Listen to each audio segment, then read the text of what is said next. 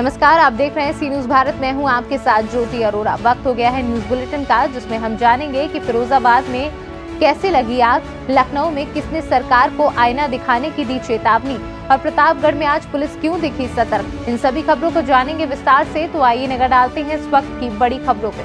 फिरोजाबाद में आगरा लखनऊ एक्सप्रेसवे पर डिवाइडर से टकराकर कार में अचानक आग लग गई। कार से कूदकर परिवार ने जान बचाई।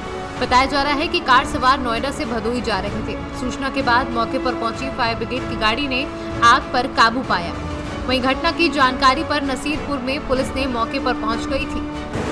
सर, आज नसीरपुर थाना क्षेत्र के अंतर्गत एक गाड़ी में आग लगी है, क्या मामला है?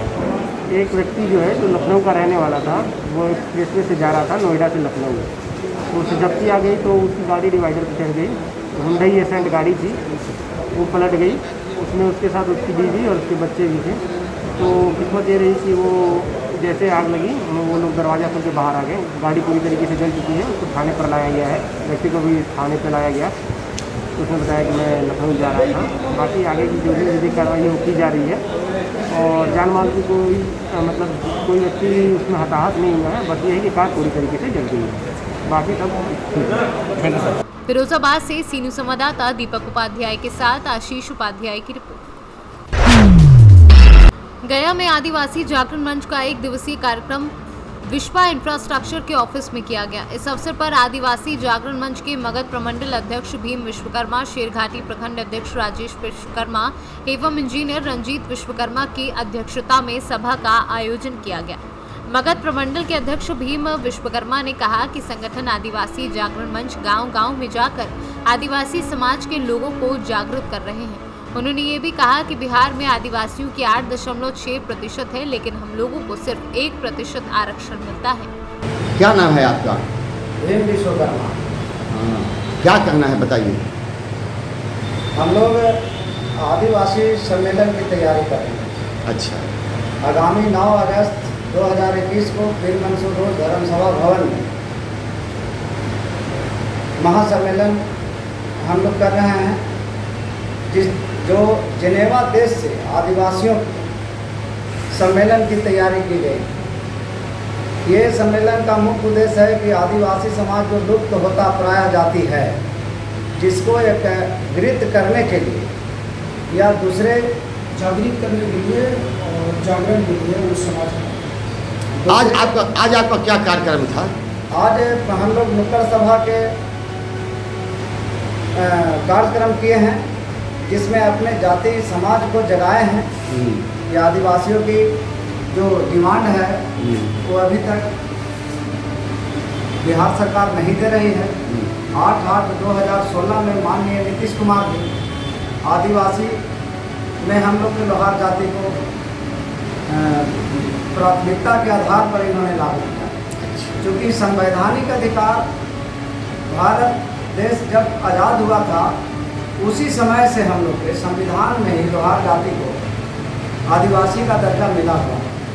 लेकिन आदिवासी को बिहार सरकार मान नहीं रही थी, लागू नहीं कर रही थी, जिसका हम लोग काफ़ी दिन तक आंदोलन किया और उस आंदोलन को मान करके माननीय नीतीश कुमार ने आदिवासी में 8/8/2016 तक मिला।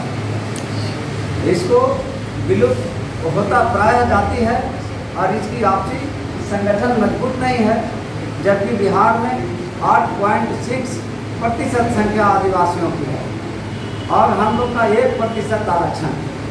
हम चाहते हैं सरकार से कि जिसकी जितनी भागीदारी उसकी उतनी हो हिस्सेदारी। इसके आधार पर अभी माननीय नरेंद्र मोदी जाति के जनगणना के लिए इन्होंने पारित किया है, लेकिन इस देश के कुछ ब्यूरोक्रेट है जो ज़मीन पर लागू होने देना नहीं चाहते हैं। हम चाहते हैं कि जाति जनगणना हो और जनगणना के आधार पर ही हम लोग के आदिवासी समाज का आरक्षण। अच्छा, ये बताइए कि आप जो 9 तारीख को जो सम्मेलन करने जा रहे हैं, इसका मुख्य उद्देश्य क्या है? मुख्य उद्देश्य है सर, हम लोग के कि जो आरक्षण हम लोग मांग किए हैं, कि हम लोग के 8.6% संख्या है, उसके आधार पर हम लोग के आरक्षण दिया जाए। विधानसभा में, राज्यसभा में, लोकसभा में, राज्य परिषद में कहीं भी हम लोग के अभी आदिवासी की संख्या नहीं है।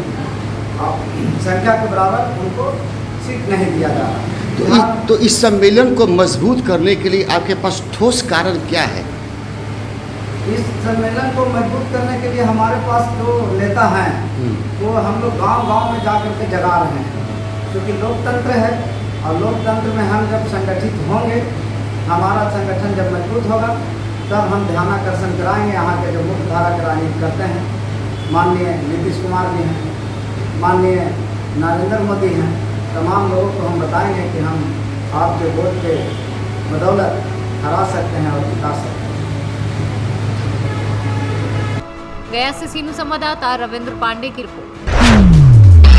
खबर राजधानी लखनऊ के काकोरी मोड़ स्थित केके पैलेस से है, जहां किसान नेता मनीष यादव दशहरी के नेतृत्व में भारतीय किसान मजदूर यूनियन दशहरी के नाम से एक नए संगठन की स्थापना की गई। इस अवसर पर किसान नेता मनीष यादव ने कहा कि प्रदेश भर के अन्नदाता और मेहनतकश किसानों एवं मजदूरों का वर्षों से जो भी सरकार कर रही है उसने केवल शोषण ही किया है। उन्होंने कहा कि आने वाले कुछ ही दिनों में संगठन के हजारों की संख्या में कार्यकर्ता व पदाधिकारी लखनऊ में उत्तर प्रदेश सरकार को आईना दिखाने का काम करेंगे। किसान नेता मनीष यादव दशहरी ने कहा कि जो सरकार हमारे किसानों मजदूरों के हित के बारे में सोचेगी, हम उसी सरकार का समर्थन करेंगे, नहीं तो हमेशा सरकार के विपक्ष में रहकर उस सरकार को आईना दिखाने का काम करेंगे। पहले हम जिस संगठन में काम कर रहे थे, जानते रहिए, अपने पदाधिकारियों के जो हमारे साथ काम लोग कर रहे थे, उनकी सहमति से हमने एक नया संगठन बनाया। उसमें आज जो हमारे साथ काम कर रहे थे, नए लोग जो जुड़े थे, उनको पदाधिकारी नियुक्त करना था। कई जिलों के जिलाध्यक्ष नियुक्त किए गए, प्रदेश कार्यकारिणी, राष्ट्रीय कार्यकारिणी का आज जो है पदाधिकारी नियुक्ति कार्यक्रम था। उसी का के संक्षेप में यहाँ पर चंद लोगों को बुलाया गया था। ये कोई आम मीटिंग नहीं थी कि कोई भी आ जाए। इसमें जिनको पदाधिकारी नियुक्त करना था वही लोग आए हैं, उनको बुलाया गया था। अब आज से हमारा आगाज हो गया। अब हम पूरे प्रदेश में जगह जगह गांव से लेकर तहसील, ब्लॉक, जिले भर हम लोग अपना संगठन तैयार करेंगे, खड़ा करेंगे और 2 महीने के अंदर सितंबर और अक्टूबर लास्ट में, वही 15-16 अक्टूबर को हमारा लखनऊ में एक महापंचायत हो रही है, जिसमें लगभग 230 किसान संगठन उसमें सम्मिलित होंगे। और हमें जो उम्मीद है, जो हमें जानकारी है या जो हम जिस तरीके से हम लोग मेहनत कर रहे हैं, लगभग 2.5 से 3 लाख 4 लाख किसान वहाँ पर इकट्ठे होंगे और 230 संगठन के राष्ट्रीय अध्यक्ष, प्रदेश अध्यक्ष या महासचिव, हर संगठन का एक जो है प्रतिनिधि वहाँ पर उपस्थित होगा। संगठन का क्या उद्देश्य है लखनऊ उत्तर प्रदेश के लिए? आप क्या सौगात लाए कुछ संगठन के प्रति जो देशवासियों को, जनता को दिया जाएगा?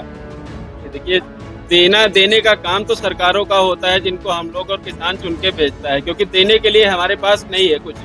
हम उन लोगों की लड़ाई लड़ेंगे जो सरकार चुनकर, जिन लोगों ने सांसद और विधायक बनाकर गरीब किसान मजदूरों ने भेजा है और आज उनको कुछ नहीं मिल रहा है। उनके लिए सड़कें नहीं बन पा रही। अभी आप बाहर से देख के आएंगे हरदोई रोड की क्या स्थिति है। इस तरीके की तमाम समस्याएं, तमाम किसानों की जमीनों पर कब्जा कर रखा गया है, तमाम भूमाफियाओं ने कर रखा है, तमाम इस तरीके की जितनी भी समस्याएं हैं किसानों की जो जायज समस्या है, उसके लिए हम सरकार तक पहले अपना जो है नोटिस देंगे। नोटिस 2022 में चुनाव भी देखिए सर पे रखा हुआ है और चुनाव की प्रक्रिया भी तेज हो चुकी है। तो क्या आपका जो संगठन है, क्या चुनाव ज्यादा इशारा कर रहा है या नहीं, हमारा चुनाव से कोई मतलब नहीं और किसी भी पार्टी से कोई मतलब नहीं है। हमारा सिर्फ एक लक्ष्य है, किसान और मजदूर को उसका हक और अधिकार दिलाने का। कहीं न कहीं हर व्यक्ति किसी न किसी पार्टी का वोटर है, लेकिन वो वोटर जब समय आएगा वोट देगा, हमें उससे कोई मतलब नहीं है। हम जब तक हमारे संगठन के मंच पर रहेंगे, संगठन में रहेंगे, तब तक सिर्फ किसानों की बात होगी, किसी पार्टी की कोई बात नहीं। हाँ, मैं पहले जिस संगठन में था 5 साल उसमें मैंने काम किया तो उसको बहुत ऊंचाई तक पहुंचाया है, लेकिन तमाम तरीके की दिक्कतें थी, इसलिए हमने उसको छोड़ा और अपना संगठन बनाया। और ये संगठन सिर्फ हमारा नहीं है, ये संगठन उत्तर प्रदेश के एक एक किसान का है, एक एक गरीब का है, एक एक मजदूर का है और देश का किसान मजदूर मिलकर इस संगठन को चलाएगा। इस संगठन को मनीष यादव अकेला नहीं चलाएगा। बहुत जल्द ही में एक मुख्यमंत्री द्वारा एक टिप्पणी की गई थी, दरअसल उछेड़ देने वाली जो बात थी, अगर विज्ञान में मामला हो तो लखनऊ से सीनू संवाददाता शमशाद अली की रिपोर्ट। शनिवार को पट्टी नगर में साप्ताहिक लॉकडाउन का संपूर्ण असर दिखाई दिया। पट्टी चौक से रायपुर रोड, अमन चौक, ढकवा मोड़ तथा उड़ैया मोड़ तक सभी दुकान बंद पाई गई। इसके पहले सुबह से पुलिस ने कड़ा रुख अपनाया और जहां पे दुकानें खुली देखी उन्हें तुरंत बंद करवाया। नियमों का पालन न करने पर सख्त से सख्त कार्यवाही करने की हिदायत दी। प्रतापगढ़ से सीनू संवाददाता बिंदु वर्मा की रिपोर्ट। पीएम मोदी ने आज अन्न उत्सव का वर्चुअल शुभारंभ किया। प्रधानमंत्री गरीब कल्याण अन्न योजना महोत्सव के तहत पूरे प्रदेश में गरीबों को अन्न वितरित किया जा रहा है। इस दौरान मध्य प्रदेश के सीएम शिवराज सिंह चौहान ने कहा कि आज हम पीएम अन्न योजना के साथ जुड़ रहे हैं। ये देश नहीं बल्कि दुनिया का सबसे बड़ा कार्यक्रम है। पिछले साल अगस्त से नवंबर के बीच ये कार्यक्रम हुआ था। इस साल भी मई से कार्यक्रम चलाया जा रहा है। इसके साथ अन्न के लिए एक बैग भी उपलब्ध करवाया जा रहा है। खाचरौद तहसील के ग्राम नरेड़ी पाता में प्रधानमंत्री नरेंद्र मोदी की गरीब कल्याण अन्न योजना के अंतर्गत आयोजित अन्नोत्सव कार्यक्रम 7 अगस्त शनिवार को महोत्सव के रूप में ग्राम पंचायत नरेड़ी पाता में एक ही समय पर 5 स्थानों पर मनाया गया। मध्य प्रदेश में मुख्यमंत्री शिवराज सिंह चौहान द्वारा अन्नोत्सव का आयोजन किया गया। उचित मूल्य की राशन की दुकानों पर सुबह 10 बजे से कार्यक्रम प्रारंभ हुआ। यहाँ टीवी लगाई गई ताकि सभी प्रधानमंत्री नरेंद्र मोदी और शिवराज सिंह चौहान का संबोधन सुन सके। प्रत्येक दुकान पर 100 उपभोक्ताओं को 10 किलोग्राम भार क्षमता के थैली में राशन वितरित किया गया।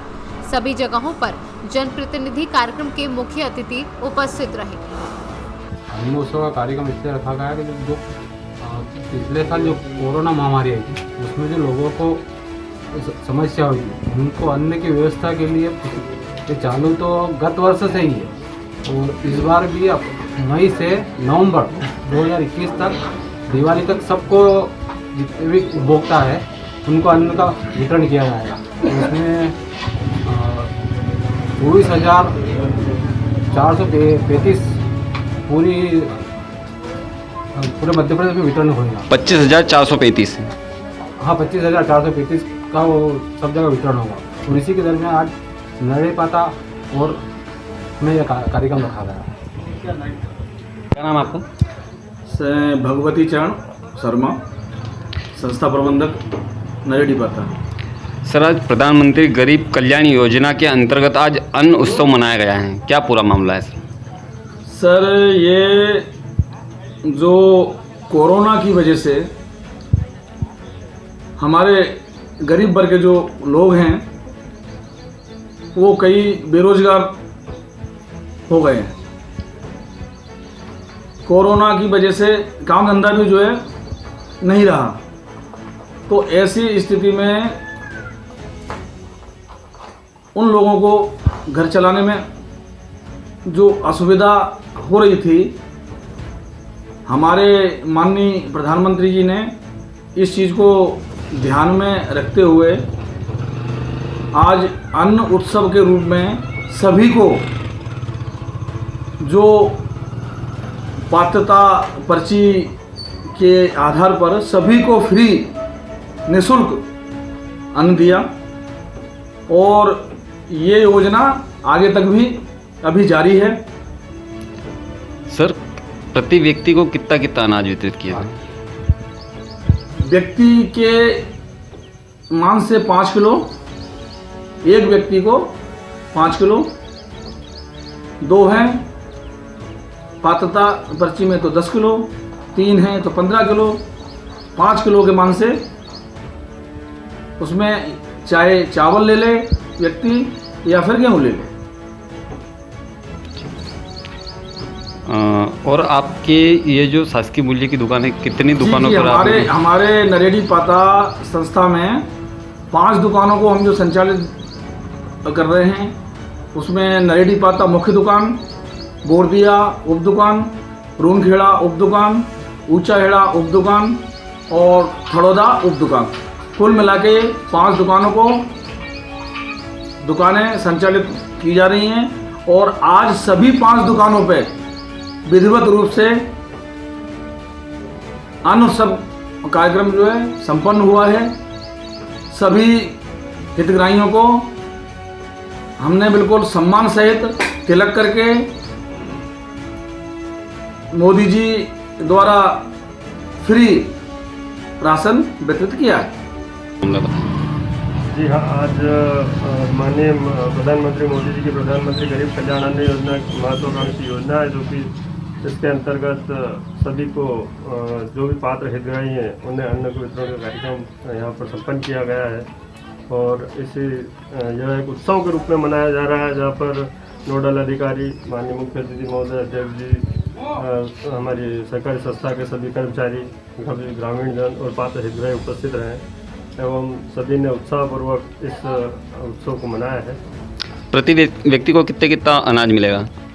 अभी 5 किलो अनाज प्रति व्यक्ति को दिया जाएगा और आज 10 किलो के बैग के रूप में वितरण किया जा रहा है प्रति व्यक्ति को, पूरे परिवार को। उज्जैन से सीनू संवाददाता सुरेश जाटवा की रिपोर्ट।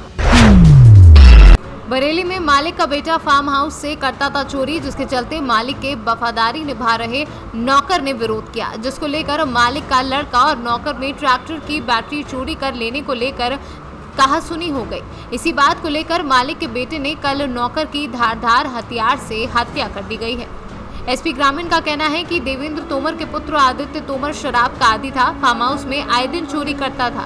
इस बात को लेकर भगवान दौस और आदित्य तोमर में कहासुनी होती रहती थी।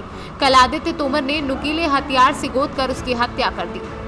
सामने देखिए क्या हुआ, आपके किसने हत्या किया? हमारे पापा की आदित्य तोमर और गोलू तोमर ने फार्म पे भाई बता रहे थे, घर से आए थे 3-4 बजे टाइम पे उनकी हत्या कर दी। हमें मालूम पड़ा तो आदित्य का नाम हमें मालूम था और उनके पिता ने आके हमें बताया आदित्य तोमर और गोलू तोमर दोनों मिले हुए। बाद में हमने सामने जी आदित्य तोमर के ऊपर गोलू तोमर का हमें नाम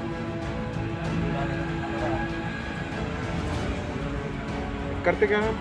नौकरी करते हैं। कितने लोग हैं? हमारे 9 लोग हैं।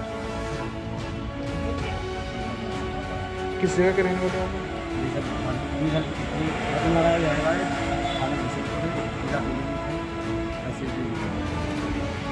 हत्या जो हुई थी वो कब पकड़ा था? हत्या को गोलू तोमर ने पकड़ा था, आदित्य तोमर ने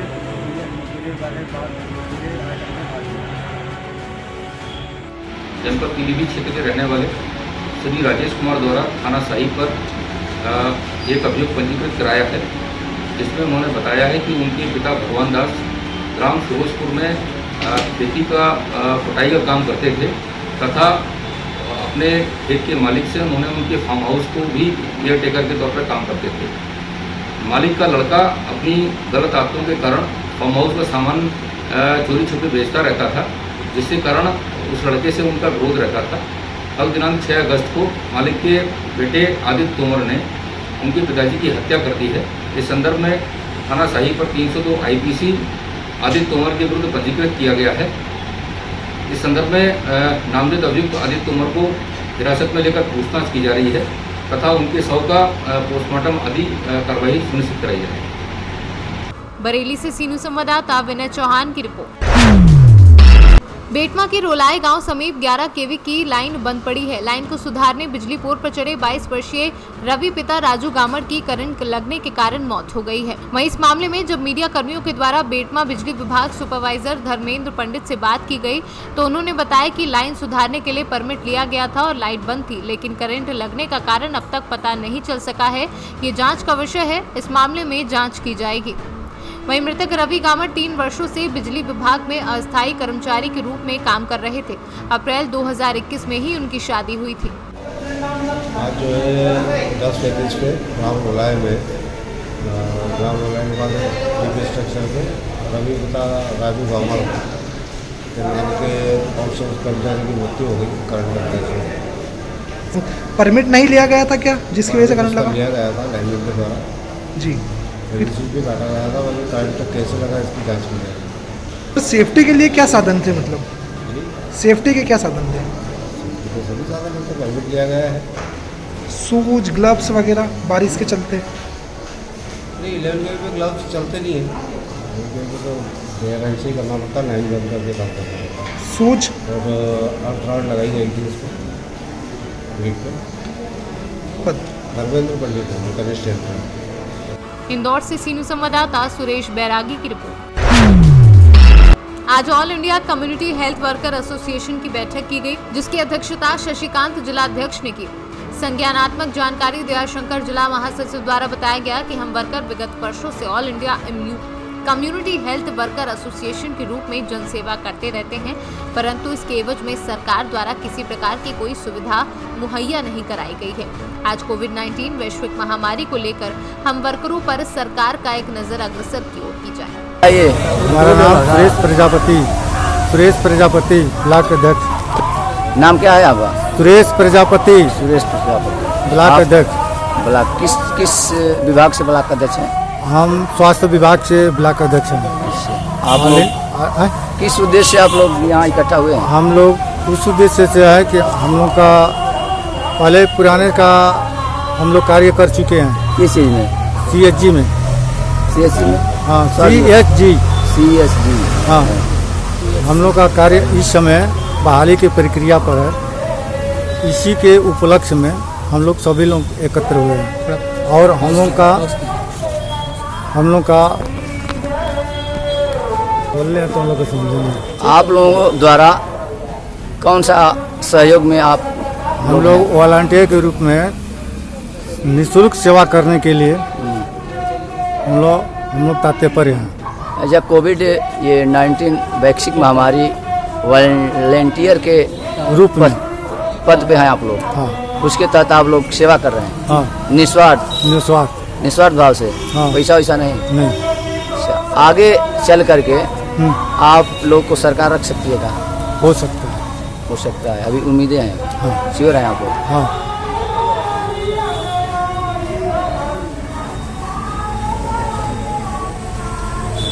आपके साथ कितने लोग कार्यरत हैं इस सेवा भाव में? इस समय हमारे पास 121 कार्यरत हैं। मऊ जिले में कि और कहीं? नहीं, रतनपुरा ब्लॉक में। ब्लॉक से हैं आप लोग? ब्लॉक में 121 कार्य कर रहे हैं निस्वार्थ सेवा भाव। आप लोगों को सरकार द्वारा योगदान कुछ नहीं है, निस्वार्थ हैं आप लोग। सरकार के संज्ञान में आप लोगों का कार्य है। हाँ। ये कोविड-19 वैश्विक महामारी के तहत आप लोग हैं यहाँ इकट्ठा हुए, निस्वार्थ सेवा भाव से जनता का सेवा करने के लिए ये लोग तत्पर हैं। इन लोगों का उम्मीदें हैं कि हो सकता है सरकार हम लोगों को कार्य पे खुश हो जाए, खुश हो करके हम लोगों को इस विभाग में किसी पद पे रख दिया जाए। Thank you.